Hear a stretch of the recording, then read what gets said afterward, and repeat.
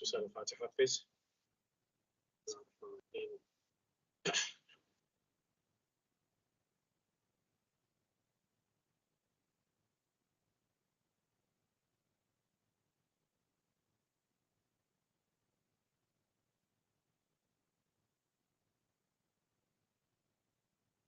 من الشيطان الرجيم. بسم الله الرحمن الرحيم. الحمد لله رب العالمين بارئ الخلائق أجمعين باعث الأنبياء والمرسلين. الصلاة والسلام على أشرف الأنبياء سيد المرسلين حبيب إله العالمين أبي القاسم محمد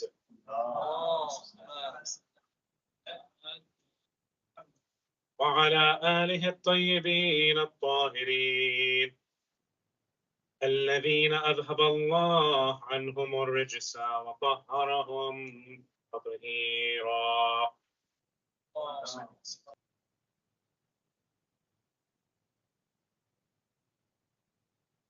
واللعنة الدائمة على أعدائهم إلى قيامة يوم الدين.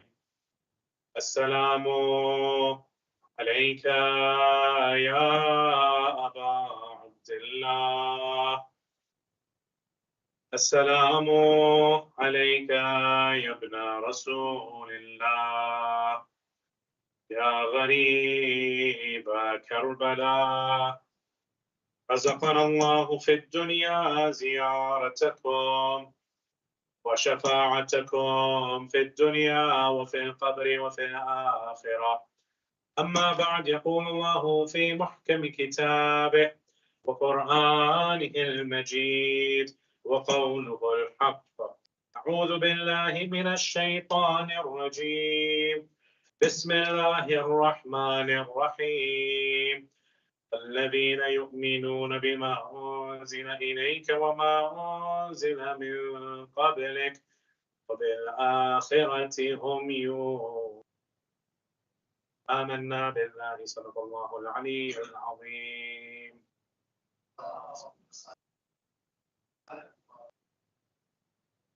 Okay, brothers and sisters, Assalamu alaikum jami'an wa rahmatullahi wa barakatuh. Our discussions have reached their 10th night, and inshallah, from tonight we will start begin the discussions on the ma'ad. When it comes to the belief in the ma'ad, this is one of those beliefs. Yesterday in the Q&A as well, questions about imama, that can we, explain it perhaps in a way that's a priori, right? Just from philosophical grassroots, just an argument that can be given to anybody. This is why we believe in imams. And this perhaps speaks to our tendency to be very well trained in debates. So we want to even convince other religions and those without religion why they should immediately just jump to imam. And we mentioned yesterday, obviously not on camera, so I'll mention it here on camera. There are those kinds of topics that are required for them to be proven first, and then other secondary and tertiary topics can be discussed and proven. Without the discussion of Tawheed, you're not going to really get far with Adal. You don't believe in a divine entity, you're not going to really have much of a discussion on divine justice.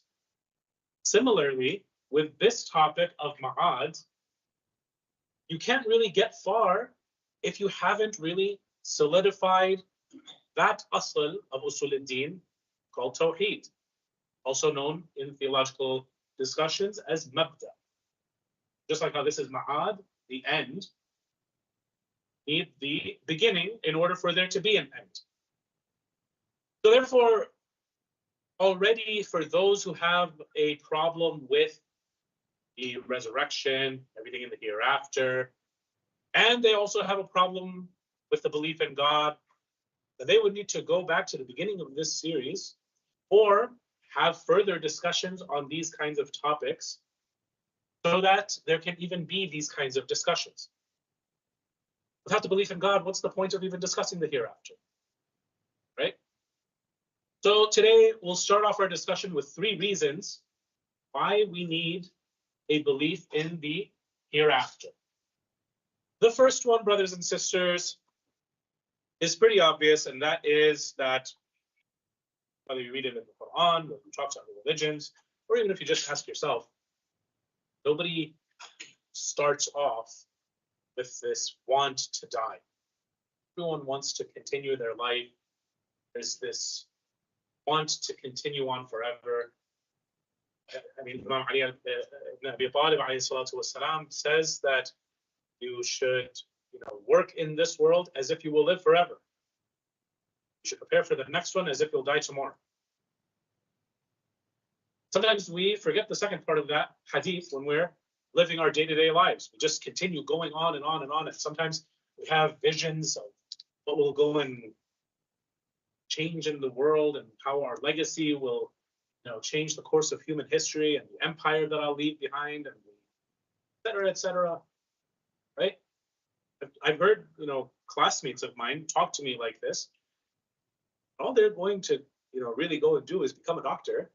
They're like, I want to go and build an empire. I'm like, okay, well, explain this to me. Well, I want to have a charitable organization. I want to have, let's say, a rental empire, real estate. I want to have multiple businesses. I'm like, okay, may Allah bless you, inshallah.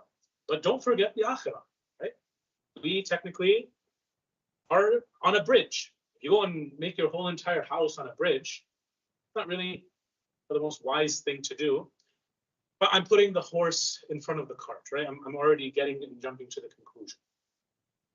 So there is this want, brothers and sisters. The first and foremost argument that we'll provide, there is this want to continue, to want to live forever. And we find that this is something that is pretty universal. So we ask ourselves, is this something that Allah subhanahu wa ta'ala has put in us? From the vantage point of our hadith, yes, it is. You have been created for eternity, bil baqa, not for fana, as many of our imams have said, right? And this is something that you'll find even in the Quran, that when the Jews are quoted in Surah Al-Baqarah, that, an approximation of what their beliefs are, you'll find that they have this want, يُوَدُّ أَحَدُهُمْ لَوْ يُعَمُّرُ أَلْفَ سَنَةٍ. You ask any single one of them, they wish they could live for 1,000 years. This is actually something that is found in their religious discourse. Why 1,000 years? One reason is because they had this idea, and some of them still do, that Allah subhanahu wa ta'ala has a punishment cycle that recurs every single 1,000 years. And so if I can just live 1,000 years and then die and just miss out on the adab portion, I'll have lived a good life. That'll be enough. I'll have done, I think 1,000 years is enough for me to have fulfilled all of the desires that I want in my life. So, okay, that's interesting. The second one is that they believed in this 1,000-year theory that it can't be more than 1,000 years before the Messiah comes. And so there's a good chance that I'll have, a chance to live everything that I want in dunya. And when the Messiah comes, that's the Akhira right there, right? And we'll come back to this very shortly of what the current modern day, at least awam conception of the Akhira is in other religions. But that first and foremost, crucial point that we want to highlight is everybody wants to live forever. And we've already said that in the hadith, we were created for baqa, not fana. So therefore, we ask ourselves the questions, would it make sense for a just and kind God to go and put these kinds of wants in us, and then he doesn't give it to us? Imagine you yourselves are creators. You go and create a creation, it has some level of sentience, right? AI, as some of us are heavily invested in, is on the rise. You go and put the want, let's say, for this creature to develop a love relationship. It wants to have companionship, but it never can. Aren't you technically cruel because you created some sort of sentience and it can never achieve that thing that it truly wants? You made it want it, and now it can never achieve it.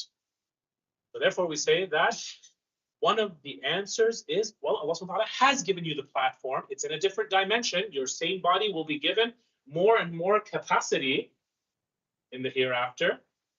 And with that body, you will be able to experience baqa, foreverness, eternity, right? And we won't go much further into the concept of eternity. We've already done that in our previous majalis of Ashura last year. Quickly from the Quran, in Surah Al-Ghafir, ayah number 39. وَإِنَّ لَلْآخِرَةِ هِيَ دَارُ الْقَرَارِ. And it actually, Allah subhanahu wa ta'ala says, indeed, the house of the hereafter, that abode of the hereafter, that is the house of foreverness, where you can go and actually plant your roots and now, make true long-term decisions and goals. Here, you have what? 70, 80, 90, maybe 100 years. Those of us that maybe like to listen to Tony Robbins, we're convinced that soon, within the next 15 to 20 years, there's going to be life-changing medicine. And okay, even then, what's it going to change it to? 125, 130, 150? Okay, wow, mashallah. Still, you won't be fulfilled with this life. And this, brothers and sisters, forget about even just my conversations with other communities here in Seattle. The few, majalis and gatherings that I've had with some of you, it's latent even within those conversations. How many of us, for example, still love the same job that we applied for in our bachelor's degrees? Some of us, our bachelor's degrees was a whole entire lifetime ago. In maybe our bachelor's degrees, we went for one of the STEM research things. Then we found out later on in life that maybe there's more money to be found in an investment strategy.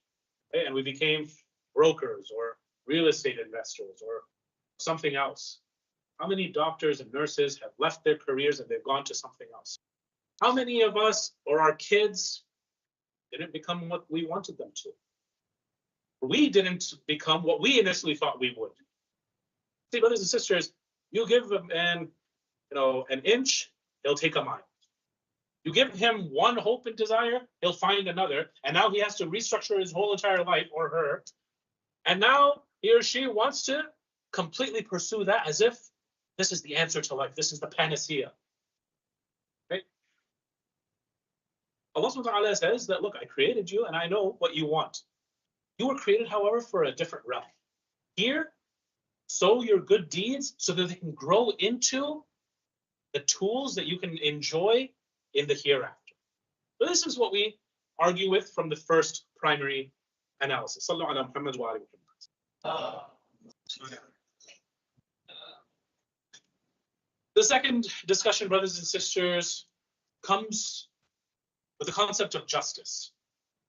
In the discussion of justice, a lot of times we realize that our human concept of justice or our human implementation of justice sometimes, more often than not, does not yield results that are satisfactory to us. I'll mention one name and it will immediately divide the room, not into guilty or innocent, into old and young, because some of us were too young to even know the trial of O.J. Simpson. O.J. Simpson very famously split the nation in terms of whether he was supposed to be innocent or guilty. Now, whether you believe one way or the other, some of us are too young to even remember this.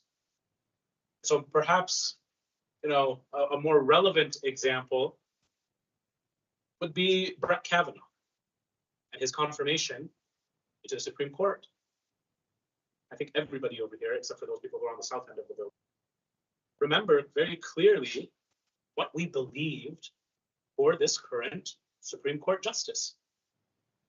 That he was guilty and didn't deserve this high honor of being a justice, or that he was innocent and this was a sham campaign.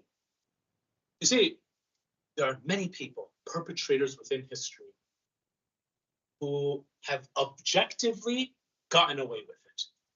And we don't have to go far. Look no further than Yazid ibn Muawiyah. Yazid, did he pay for his crimes of killing and massacring Ahlul Bayt, or defiling the city of Medina and Masjid al-Nabawi, or burning the Kaaba with catapults of fire? He paid for it. Even in the discussion of what actually happened with Yazid, there are 5 major theories of what happened to Yazid. I'll go through them quickly, but know that one of my friends, he has actually given a lecture just this Muḥarram a few nights ago on the aftermath of what happened to Yazid. I encourage you to check it out. Quickly, these 5 theories, maybe we'll get through 4 right now. First one is probably the most popularly heard of, is that Yazid went out hunting and he just never came back.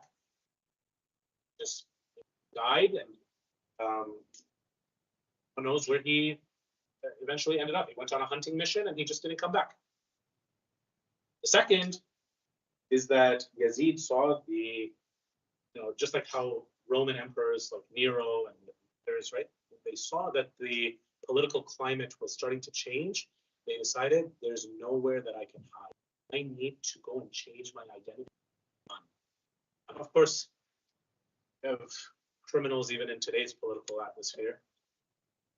But with the advent of social media, it's hard to run away. So what happens with Yazid ibn Muawiyah in theory number 2? He decides to change his name, change his identity. He runs away to some non-Muslim land, and he lives out the rest of his days under that pseudo-identity. Theory number 3 says he wanted to go and escape and reestablish his life under a new identity, but there became a snag in the plans. What happened? He's on his horse. As he's starting to leave Sham, he encounters an old man. Old man asks him, or Yazid asks him for some water. The old man asks him, "What's your name?" So now he starts thinking. He's like, should I tell him whatever name I've concocted for myself for my new identity? Or, should I go and tell him it's just one old man? He decides on the latter. He's an old man. What can he do? I'll tell him what my real identity is. He says, my name is Yazid. This is after, by the way, that he's gotten the water. After he gets the water, goes and asks his name, says, my name is Yazid. He says, Yazid ibn who? He says, Yazid ibn Muawiyah ibn who? He says, Yazid ibn Muawiyah ibn Abi Sufyan. Suddenly there's silence. He says, you're the one. Let my Mawla die thirsty at Karbala, and I just gave you water? He doesn't have a reply. He's obviously, by this point in his political career, he's already tried shifting the blame to Ubaydullah ibn Ziyad. He doesn't want anything to do with it. He's not, he hasn't been able to sleep a night, peacefully ever since. It's been eating away at him. He doesn't have a response either. What this old man does is he goes and slaps the horse from behind. This horse rears on its hind legs. Yazid's left foot, I guess, gets caught in the stirrup. When the horse lands on all 4 feet, it runs and it drags Yazid through the desert sand, and this is how he dies. This is theory number 3. The final theory that I'll get through, theory number 4, is my favorite. In theory number 4, he wanted water on his way out, trying to go to a non-Muslim land, trying to reestablish his identity, go under a pseudo-identity, basically like how we have today, witness protection program. Except that he never found it. And this theory draws from the ayah, I believe it's in Surah Al-Ma'idah. In Surah Al-Ma'idah, punishment that Allah subhanahu wa ta'ala gave to Bani Israel when they wouldn't fight for the promised land, and they said, "Inna hahuna qa'idun," you and your Lord, O Musa, go and fight for us. What was the punishment of Allah subhanahu wa ta'ala? He made them wander for 40 years. This 5th and final theory says that Yazid ibn Muawiyah never died. He's still there in that region in Sham, still exactly like how the Quran says, like a dog with his tongue lolling out of his mouth out of thirst. Keeps on asking for thirst, never gets his thirst. What a fitting poetic line that you let Abu Abdullah die thirsty, I will never let you reach water. There have been some of our scholars, such as the likes of Sheikh Ahmed al-Wadi, who lived in that area. Sheikh Ahmed al-Wadi he has YouTube videos. He's from our generation, if not half a generation ago. Who says that once, on my way back from one of the ziyaras, I was coming back, and I was through these mountainous areas, and I saw exactly the description of the riwayat of Yazid ibn Muawiyah, and I saw him doing exactly what this theory says he is doing, with his tongue out, asking for water.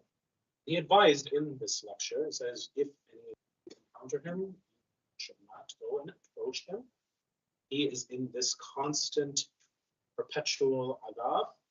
Those of you who know Greek mythology, this is similar to Sisyphus and his continuous conquest of the rolling stone of the mountain, and it never, ever. So, brothers and sisters, why are we bringing this up? Because we have this sense of justice.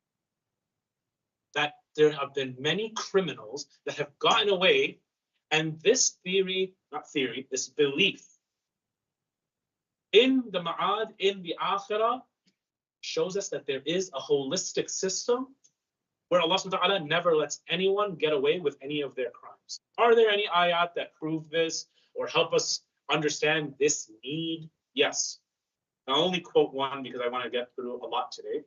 Bismillah ar-Rahman ar-Rahim. Am taj'al alladhina amanu wa 'amilu s-salihati kal-mufsidina fil ard am naj'alu al-muttaqina kal-fujjar. Do you expect us to go and treat those who believed, had correct basis for their actions, they had the correct belief system, and amilu salihat, they did those corrective, reformative actions, kal mufsidin, the criminals? Or do you expect us to go and take those muttaqi people, those people who were God conscious on earth, and to treat them the same as the fujjar, those people who all they wanted to do was just erupt into each and every single crime that was conceivable to their disgusting minds?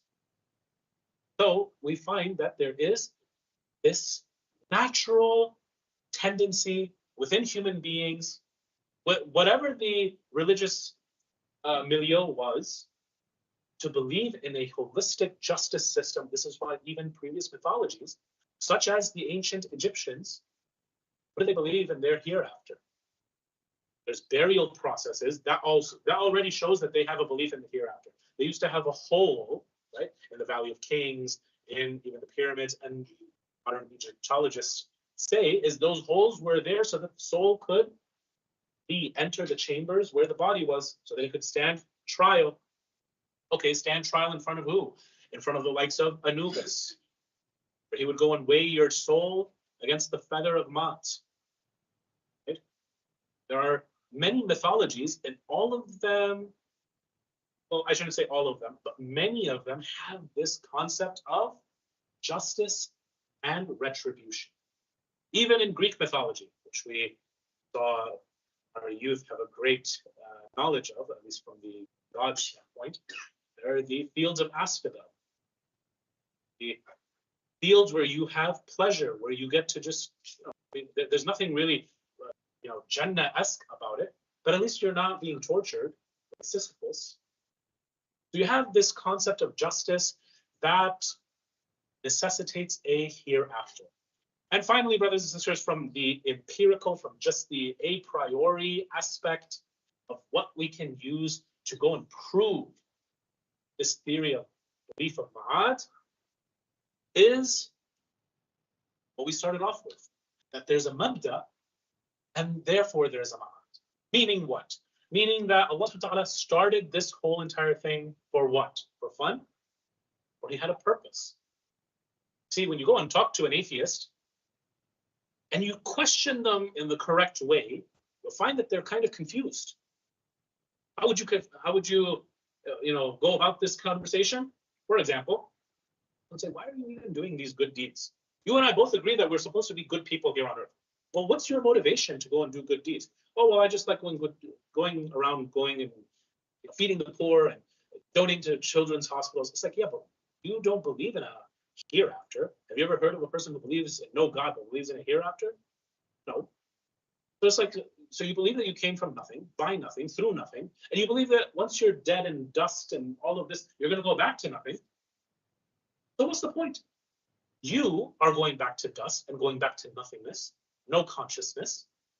And similarly, that child or that poor person or that person who you helped cross the street, they're going back to nothingness too. But at the end of the day, what did you really achieve? They don't have an answer. They're confused. There is no central grounding system that pins their morality system.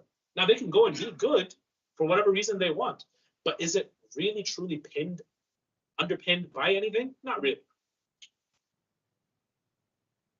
And this is, brothers and sisters, where we'll go and pivot to what did previous religions, think about this. In other religions, you have the Jews who, when you look at Prophet Musa alayhi salam, what is, one of the first conversations, if not the first conversation itself, at the top of the mountain when Allah subhanahu wa ta'ala introduces himself, what is directly right there, blatant, you can't even deny it, it's right there in the conversation. The hereafter, the ma'ad, Yawm al-Akhir.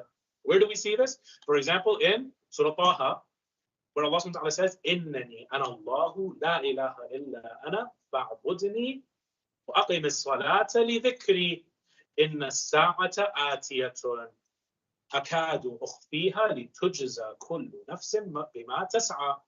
Again, we have this idea of justice that we just came from, but we want to ask ourselves, do the modern Jews believe in a hereafter? Unfortunately, it seems directly from the Quran, and this is why I started off with this ayah of Surah Al-Baqarah, ayah number 4.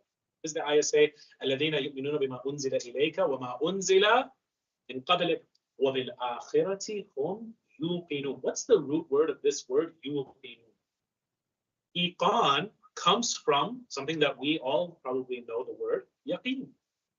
But this is a, sighat al-mubalagha. This is a, superlative form of yaqeen.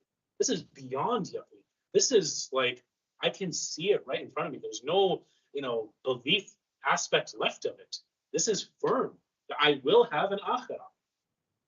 Why is this something that Allah subhanahu wa ta'ala puts at the beginning of the surah that is primarily talking to Bani Israel? Because, brothers and sisters, they worked very hard to expunge any mention of the hereafter from the Hebrew. Today, if you meet or have Jewish friends, you ask them, what's your conception of the hereafter? They'll tell you, it's kind of subjective. What do you want it to be? What do I want it to be? I want the truth. They say, no, you can have, whatever you, whatever makes you comfortable, that's what you can believe. That's what happens when you have barely any mention in the Hebrew Bible. There's a few mentions. For example, Jacob, Yaqub alayhi salam, is lamenting that one of his other sons, this is now 3 sons, who have now been lost or are in Egypt. Yusuf alayhi salam is already lost. Binyamin is being kept by the Aziz of Misr, who, aka, I hate to spoil the story for those of you who read it, but I remember Yusuf. And number 3 is the older son who decides to stay behind. Yaqub comes and says, my soul will stay down in Sheol. Sheol. This seems to be the biblical concept of Barzakh. It's the land of the dead. There's no good or bad associated with Sheol. Are there any other mentions? Yes, but it doesn't even make sense to bring them forward because it's just as much of a stretch to say this is about the hereafter, and it could be easily argued that this is not about the hereafter. So we won't even bring it. This is the stage, brothers and sisters, that modern Judaism is in. Where did it start? With Musa alayhi salam on the mountain. Inna as-sa'ata atiyatun. The hour is definitely coming. Akadu ukhfiha. I'm keeping it almost hidden. Okay? They went and completely made it fully hidden. How about Christianity? Is there mention about hell, heaven? Yes. There's a lot of mention. This is why You'll find even in the Renaissance, there's so many paintings, the devil of hell. This is where Dante's Inferno comes from, because there is such a strong belief in paradise and hell.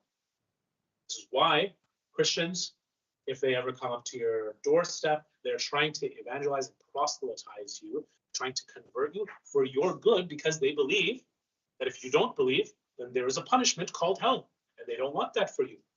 It's a noble cause. Whether the beliefs are changing from Islam, that's a different discussion. Regardless, this is something that we do find within modern day Christianity. Christ himself will go and say to the likes of Peter, I will make you a fisher of men.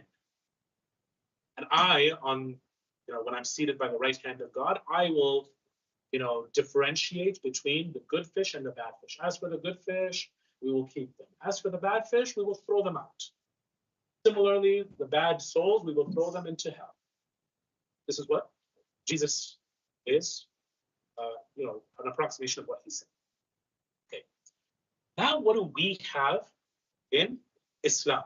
Sallu ala Muhammad wa ali Muhammad.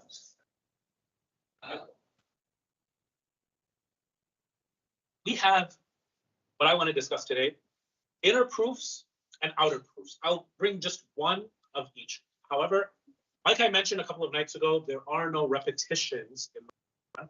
Each and every single time that Allah subhanahu wa ta'ala brings up something, even if it seems like a repetition, it comes from a slightly, perhaps different language.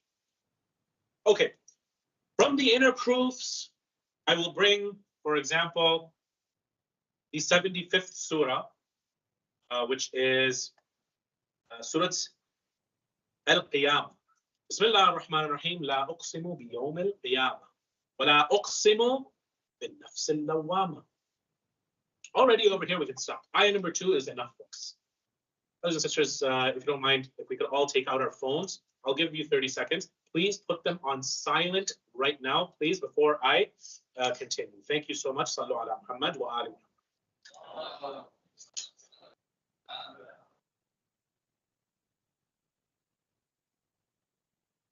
Another loud salawat.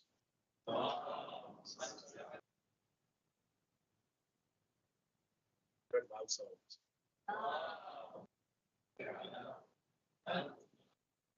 These ayat, la uqsimu bi yawm al-qiyamah, I swear, or actually no, I'm telling Rasulullah, go into the town square and declare, la. All of your conceptions of the hereafter are wrong. Oh, we'll go and get to live forever, 1,000 years. I'll get to, some of the hereafters are really fun when you read about them. But for us, it's not a matter of fun. For example, I remember when I was learning about the Church of Latter-day Saints, also known as the Mormons. We look at their conception of the hereafter. It's really, really quite interesting, and it's quite fun too. I mean, like their theology is quite interesting as well. How did the Trinity become the Trinity? Well, once upon a time, Jehovah, Yahweh, was a man. And, he then became God. And then Jesus was also a good person, and he became God as well. And then the Holy Spirit, once upon a time, he was also a man, and he became God. And so therefore, their belief is that if you're a good person, as long as you convert, and this is why they believe that they can go into cemeteries, that they can proselytize even cemeteries and graves, and through that they will convert people. Then as long as you are upon the Mormon faith and you believe in the church set up by Joseph Smith, then you also in the hereafter get to be God. Not if you're a woman. If you're a woman, you get to be the wife of your husband here on earth, and you get to be the wife of God. And this is why you should marry as many women as possible, because then you can take them into your kingdom. You can go and create as many universes as you want. You can go and create your own humans and tests and this and that. Look, at the end of the day, for the men, this sounds really fun. You get to be God. You get to be your own God. You get to have your own everything. At the end of the day, it's not about what sounds the most fun. It's about sense. And that's what we'll start off with this inner proof. When Rasulullah is told, la, all of these other conceptions of the hereafter, you're all wrong. And it's not that you can have your own hereafter, and you can have your own hereafter, because some of these religions, even the Abrahamic faiths, they believe, yeah, not everybody's going to get raised up. Only the good people will be raptured up into the skies. Right? There are some sects and denominations that have said this. Allah tells Rasulullah, tell them, I swear by the day of judgment. This is the most, think about it, this is the scariest of all outcomes. What do you mean I have to go and answer for every single small little thing, big or small, whatever I did in the here in this world? Every single word I have to account for, every single deed, every single thought. And if I had a good thought, I'll be rewarded. If I had a bad thought, but I didn't act on it, okay, I guess then I'm saved. That's scary. Is it scary or not, brothers and sisters? It's pretty scary when you stop and think about it. If we just gloss over it, yeah, sure. But if you actually think about yourself, if you take account of yourself before you are taken account of, you realize, this is why the imams, even when they used to stand up in prayer, they used to be pale. They were crying because they know who they're standing in front of. They know that there's always something more that they can do. So this idea of, the wisdom of Allah subhanahu wa ta'ala, that there is a purpose in your life, right? Why did the Bani Israel take out all of these things? Our Mufassirin say that they took out everything from the Old Testament, from the Hebrew Bible, so that their followers could focus more and more on this world. If you believe that the reward is in the hereafter, then you might become lackadaisical when it comes to the rewards over here. But if you go and tell them, no, God's reward is over here. This is even what some tele-evangelists will convince their congregations of. That this is going to be your year. The Lord's going to give you a new car. You've seen these people on TV, right? Maybe it's just me on late night TV. I'm flipping the channels.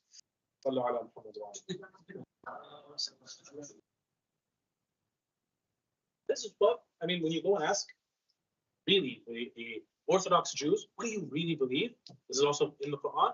They believe that the earth will be given to them. The Messiah comes, they will each have kingdoms in the kingdom of Israel.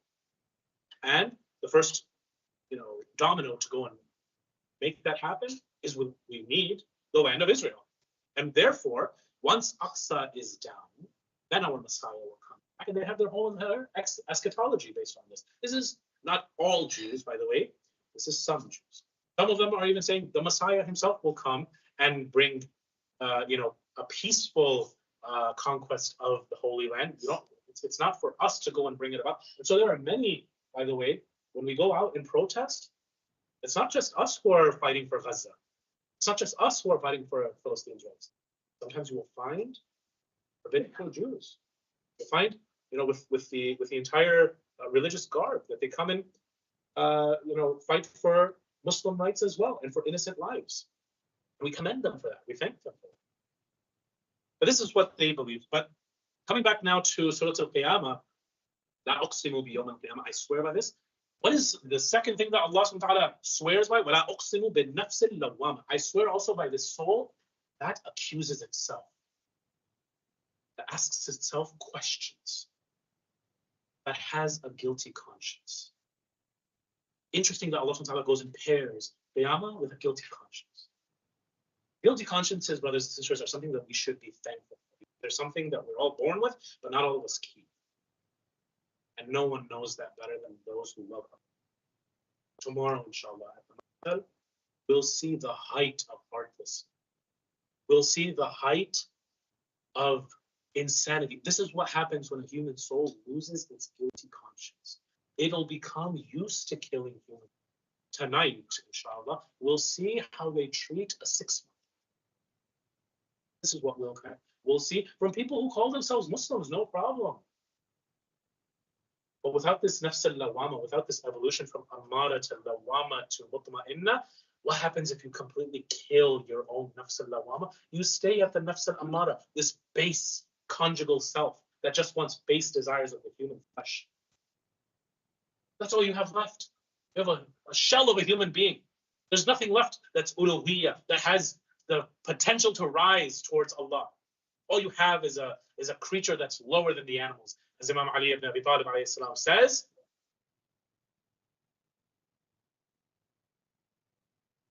that you have the potential to either become higher than the angels, intellect can triumph over your base desires, or you can become lower than the animals if your base desires go conquer your. I swear by this self-accusing soul, that guilty conscience. The fact that you have a guilty conscience, brothers and sisters, tells you this is not how things ought to be. Something should happen. There needs to be some sort of justice.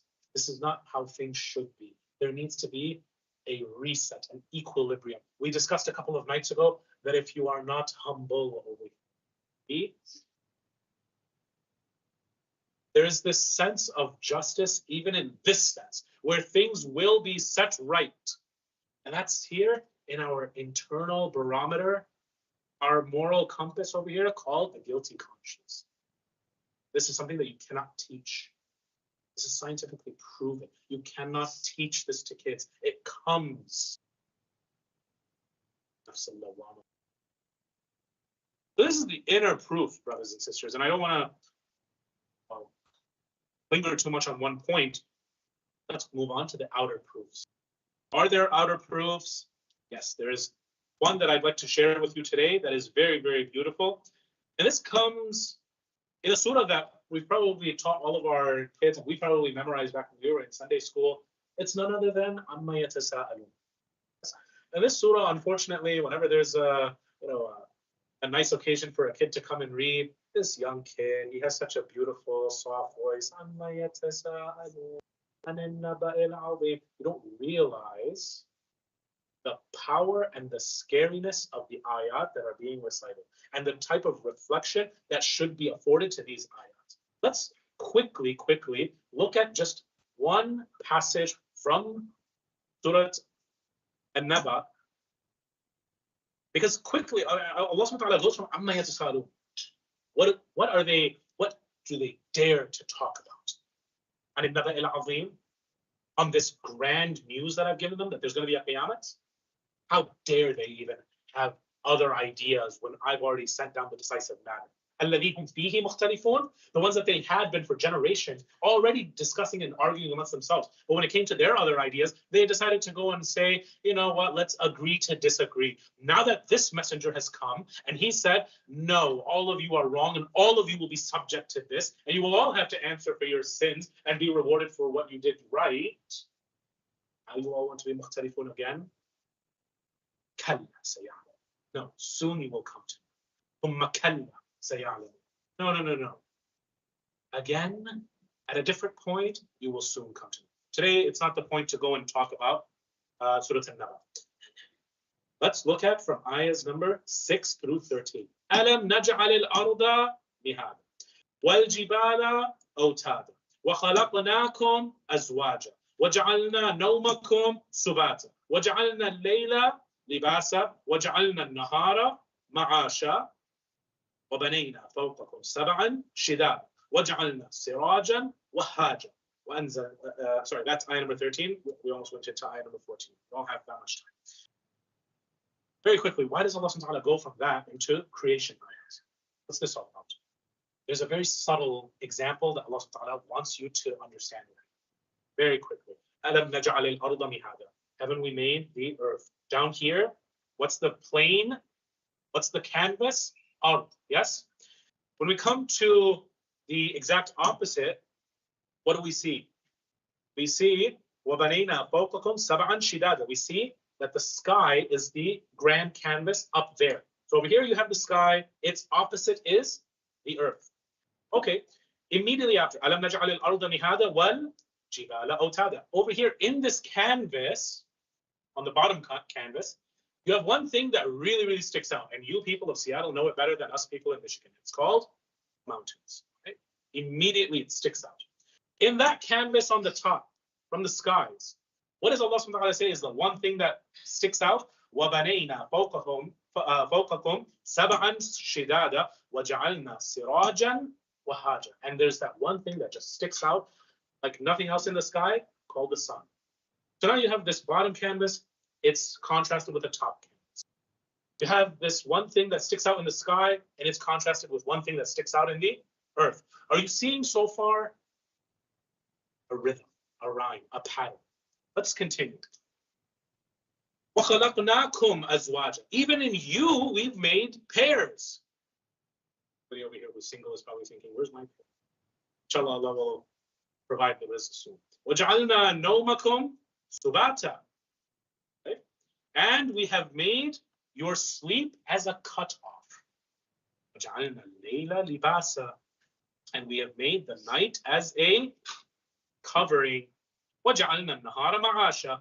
And we have made the day as a place where you can go out and work. So far, there's a from the top canvas, there's a equivalent bottom canvas. From the thing that sticks out in the bottom canvas, there's this thing that corresponds with the top canvas, sun and the mountain. Now, with the layl, with the night, there's also nahar and ma'asha. But there's one thing that Allah subhanahu wa ta'ala didn't pair. Oops, I guess we have an error in the Quran. No, this is by design. وَجَعَلْنَا نَوْمَكُمْ سُبَاتًا. Let me tell you what exactly this is all trying to portray to you. From ayah number 6, أَلَمْ نَجْعَلَ الْأَرْضَ مِهَادًا. You can, pick up the mushaf by yourself and go through these ayahs yourself. What this is a traveler on a journey. He's on a day journey, and guess what? وَخَلَقْنَاكُمْ أَزْوَاجًا. He's with his spouse. They're traveling. They go and decide, hey, you know what? It's getting late. Let's pitch a tent.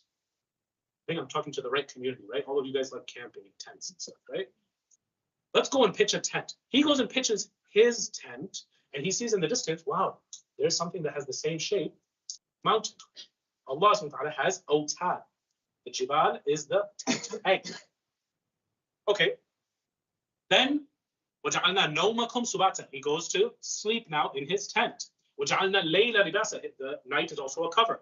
وَجَعَلْنَا النَّهَارَ مَعَاشًا. And then, in the day, you go and continue your journey and you wake up.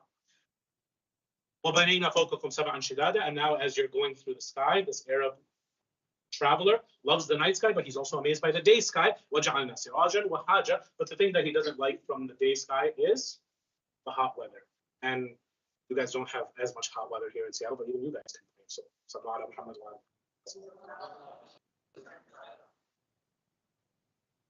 Well, we mentioned that there's one thing that's missing, it's pair. وَجَعَلْنَا نَوْمَكُمْ سُبَاتًا. Why? Because Allah subhanahu wa ta'ala says, even when you go and put this analogy together of a guy who's traveling, it's innate. You know that after sleep comes waking up. So then how do you not know that after death comes waking up in the resurrection? See, Quran goes and says that death and sleep have this relationship of older brother and younger brother, or older sister and younger sister. If I can go and skip an ayah, but your mind filled in the gaps, how can you not see that there's a gap over here that you should immediately been able to fill, called Yom al-Qiyamah? There's also something else that has been paired over here. We put all of these ayahs together as a single day, that he started his travel, went to sleep, went on the next day in his travel. This is analogous to how many times Rasulullah and the Imams have told us, you're just a traveler here on this. This is analogous to our whole lifestyle, where in the daytime you'll go and work, at the nighttime you'll go and sleep. In between, what do you have? That few little hours of worship. You can't even come to your local mosque and pray. But the partner of this day is what? Bismillah ar-Rahman ar-Rahim. وأنزلنا من المعصرات ماء ثجاجا لنخرج به حبا ونباتا وجنات ألفافا إن يوم الفصل كان ميقاتا. This day that I just went and took you through has a day as well that it is corresponding to. That's the day of judgment. Everything is in pairs. Everything has a rhythm, a rhyme, a sequence, a pattern. This is the outer proof that our religion, the Quran, tells us, look, there are so many different arguments that I'll go and give to you. I'll reason with you. But at the end of the day, Ar-Rahman Ar-Rahim, Maliki Yawmiddin. I want to be merciful with you, but even if not, you have to come back to me and I have to be just with you. Maliki Yawmiddin. Which one do you want? And we come and say by ourselves, Therefore, اهدنا الصراط المستقيم صراط الذين أنعمت عليهم غير المغضوب عليهم.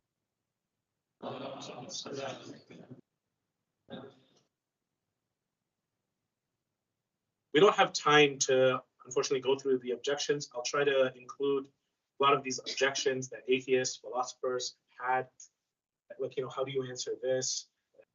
If we're brought back in the same body, sometimes, we watch The Lion King and we don't realize, when we die, we become the grass, and the antelope come and eat us. Yeah, but that's happening with our bodies too. Technically, in our foods, the animals that we eat, that ate the plants, that ate from the grass, that grew from the earth, well, where are we being, buried? Are we being shipped off to Mars or something for our burials? Or are we being put into the same earth? Same earth. So meaning, somewhere there are trace amounts of people from the past in our food. So now when the resurrection happens, how are people going to get their bodies back? Because this now became part of my body. And maybe I become part of someone else's body. And therefore, Mufassir says, we become this circle of life. So maybe we should all go and convert to Hinduism, because now we have to go and believe in samsara. Unfortunately, we don't have time for this today. I'll try my best after Ashura and my final night to go and deal with this, brothers and sisters. But, coming back very quickly to this justice idea of why we need Yom Al-Qiyamah. There are so many people who got away and they did not answer for their crimes. Sure, they had death, maybe they had a painful death, but it really was not anything satisfactory for the level of infliction of harm and pain that they caused, if not to anybody else, to Aly Lakhani. One of those people, brothers and sisters, really teaches you that there needs to be a Yom Al-Qiyamah. It's Harmala bin Ka'b. This Harmala shows you that he has no rahmah left in his heart. He has no nafs in Allah. Imam Hussein alayhi salam, on a night exactly like tonight, on the night following Tasu'a, the 9th of Muḥarram, he comes and asks the army of Umar ibn Sa'ad, can we please have one more night where we can worship our Lord, where we can have khalwa and have that time with our Lord? They give it to him.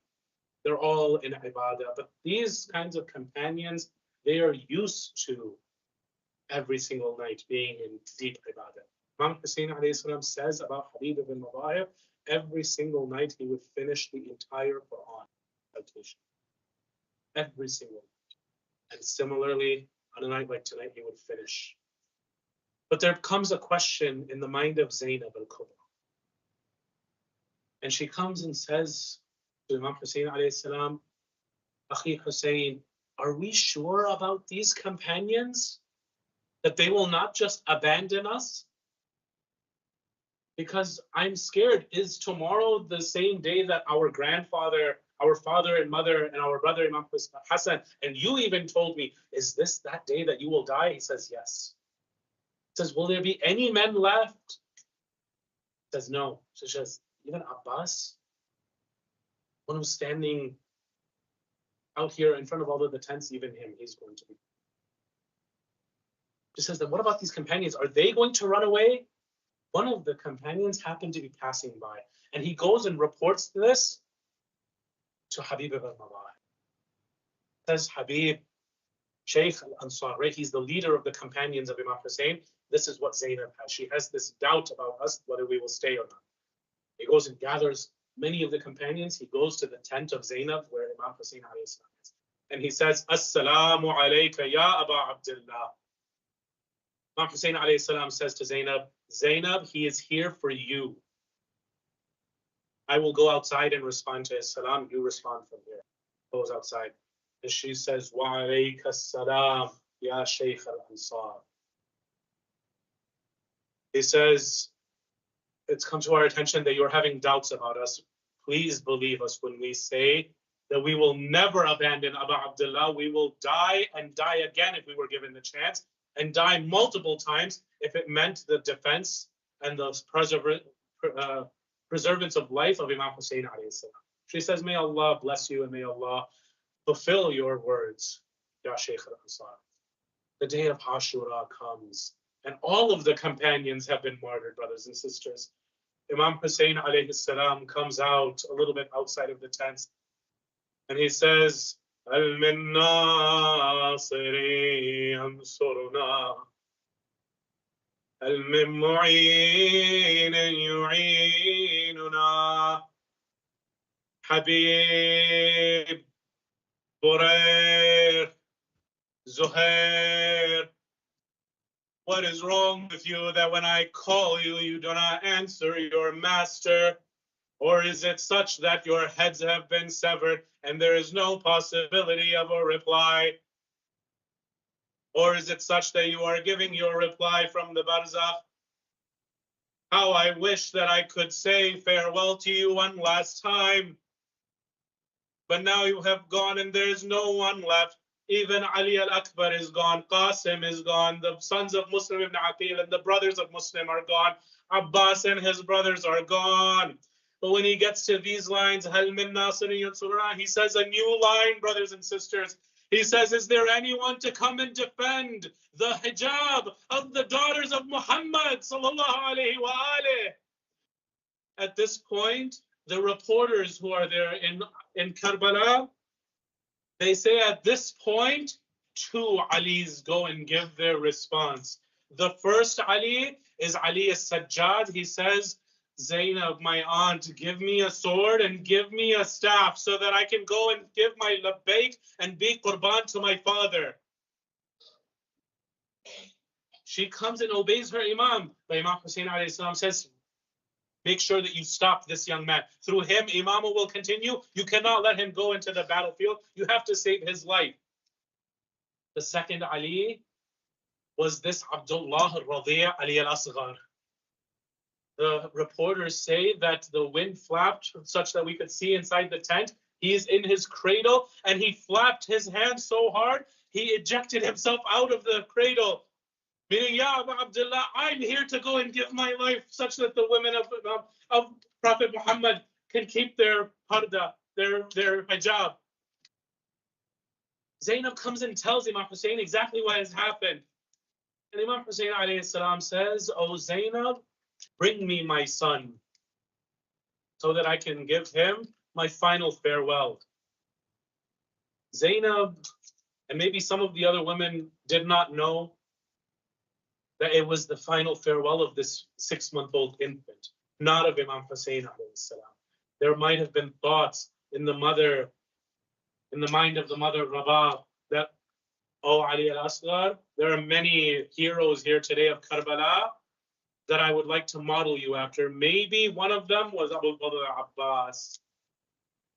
And that is maybe exactly why Allah subhanahu wa ta'ala gave the answer to this haja of the mother of Rabah, such that when Ali al-Asghar is taken, Zainab goes and says to Imam Hussein alayhi salam, the mother does not have any milk. Water has all been depleted. She does not have any more milk to feed the baby. Ask these enemies of Allah. Maybe one of them has a soft heart. Maybe one of them has a child, such that they can go and have some mercy on this 6-month-old. Imam Hussein alayhi salam takes this 6-month-old into the battlefield. And he says to the enemies of Allah, Ya Shi'ata ala Abi Sufyan, Atshan Ummah, his mother is thirsty. If your crime is on me, the kibar, that I will not give my bay'ah to Yazid, what is the crime of this 6-month-old baby? If you don't trust me and you think that I will not give him the water and I will take the water for myself, then here, I will leave him here for you to go and take into your camps, give him water and then bring him back to me. The camp of Umar ibn Sa'd is now split. What should we do? Some of them said that the crime of the baby is not the crime of the elder. We should give him water. Others said none of these people will be given water until we go and kill Hussein. Then we will go and give whoever is surviving the water. Until Hussein is killed, we will not give the water. Now there is debate amongst the camp of Umar ibn Sa'd. Umar ibn Sa'd comes and turns to Harmala bin Kahil. He says, اصلح نزاح الحسين نزاح القوم. end the debate of the people, end the kalam of Imam Hussein alayhi salam. He says, what do you want me to do? He says, kill the baby. This Harmala, all he has are arrows that are three-pronged. Each one, he says, when he's being interrogated by Mukhtar, each one of them planted a hurtful arrow into the heart of Imam Hussein. Says the first one I threw into the eye of Abu al-Fadl al-Abbas. Says the second one I threw into the heart and the chest of Imam al-Hussein alayhi salam. He says, but the third one, Ya Mukhtar, the third one is the one that hurts even me the most. And that is the one that I used on the 6-month-old infant. Some of the riwayat say that when he would go and pull his bow and arrow, the arrow would fall. Umar ibn Sa'd comes and says to him, if someone were to ask me, who is the most stone-hearted person in all of Kufa, I would have said you. What is this that I see that you are now having hesitancy? He says, I want to kill the baby. Trust me, I want to kill him. But every time my arrow is ready, there is a woman completely in black in her abba who comes and says, this is my grandson Ali al-Asghar. You have children at home too, Harmala. Have some mercy. Why do you have the intent to go and completely take out all of my children? 3 times this happens, according to this reporter. And finally, when Harmala shows his resolve, the bow and arrow stops playing around in it, completely becomes ready to fire. Harmala says, I fired, and as I watched it, I saw it enter min udhun ila al-udhun, from one ear to the other, from one side of the head, it came completely out of the other side. And this neck of the baby is now hanging on with a little bit of skin. The reporters that were near Imam Hussein alayhi salam, they narrate that this baby was so young, he didn't know whether to laugh or cry. This is the type of warrior that Imam Hussein alayhi salam brought into the war. He doesn't know whether to laugh or cry. He's too young to know the difference between laughing and crying. Imam Hussein alayhi salam takes the blood of this infant and he's about to let it fall, in one narration, to the earth. The earth says, Abu Abdullah, if you let even a single drop of this martyr, of Ali al-Asghar, fall to the earth, that's it. Qiyamah will start right now. It's too much. Imam Hussein alayhi salam says, I want to throw it now to the skies. And the majority say that he did throw it to the sky. But the poet says, even the skies said, no, Ya Hussein, the skies will not accept it. It's too much to bear. How could a 6-month-old be killed like this? What's wrong with Muhammad's qawm? This poem says that he went and took the blood and put it in his beard. And he said, this is how I will meet Allah and I will meet my grandfather, with the blood of a 6-month-old in my beard. Imam Hussein alayhi salam, the hardest death, yes, was Ali al-Akbar. But the hardest corpse to carry back was that of Ali al-Asghar. Brothers and sisters, very quickly, I don't want to take too much time. He says, I came back to the tent and Sukaina and Zainab asked, did he get the water? He says, yes, Rasulullah is the one who gave him the water. He gave him that kind of water from Kotha, such that he will never be thirsty again. He says, I went and I dug with my sword and I dug up a grave, such a small grave. I buried it. Final thing to say, brothers and sisters. On Sham-e Ghariban, tomorrow I will narrate this again. May Allah give your hearts patience, especially those mothers who may have lost a son in pregnancy or even in youth.